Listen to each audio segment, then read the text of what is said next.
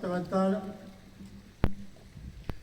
Madame la maire de Sainte-Suzanne, Mesdames et Messieurs les élus, Mesdames et Messieurs en vos grades et qualités, Mesdames et Messieurs, la tradition est établie. Nous voilà réunis aujourd'hui en ce dimanche de fête locale pour rendre hommage à tous les anciens combattants de notre commune. Les morts pour la France de tous les conflits dans lesquels ils furent impliqués, et pas seulement ceux des deux guerres mondiales du XXe siècle. En Indochine, en Algérie, nous avons perdu des hommes. Comment oublier que des jeunes qui pourraient être nos fils ont connu par centaines le même sort en Irak, au Mali et plus récemment en Ukraine.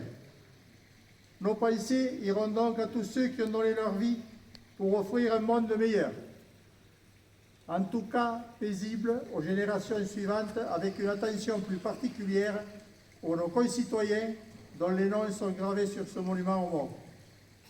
Ces noms, alignés sur la pierre, ont un visage, une voix, un sourire, des qualités et des défauts encore présents dans le souvenir de leurs enfants, petits-enfants ou arrière-petits-enfants. Dans la guerre, ils ont péri, qu'ils fussent les auteurs consentants ou victimes des événements. Dans un cas comme dans un autre, leur histoire n'est pas anodine. Nous n'avons pas le droit de les oublier.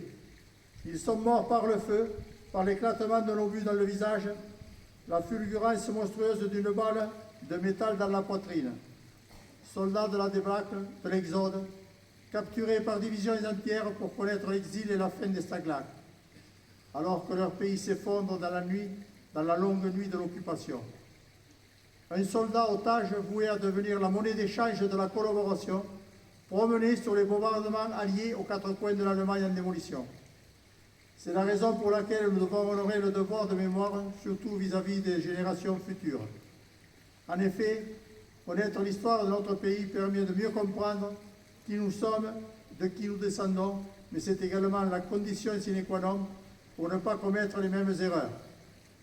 Ce savoir nous oblige ici à nous montrer vigilants envers les autres et envers nous-mêmes, en ce qui concerne nos comportements et nos préjugés.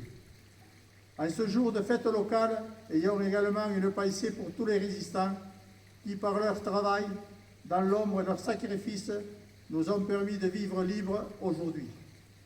François Verdier était un des leurs. Nous allons déposer un bouquet tout à l'heure devant sa maison, où il a vu le jour le 7 septembre 1900. Il fréquentera l'école communale jusqu'en 1911, année où son père décide de quitter les Alpes pour aller travailler à Toulouse.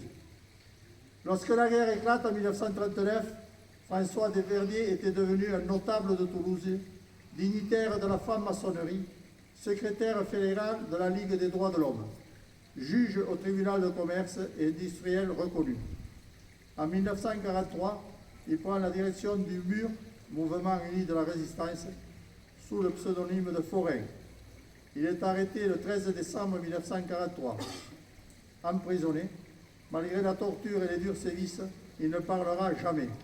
Le 27 janvier 1944, dans cet instant, d'avant la défaite de l'Allemagne nazie, François Verdier dit Forain est exécuté par la Gestapo dans la forêt de Bouconne. Il allait avoir 44 ans.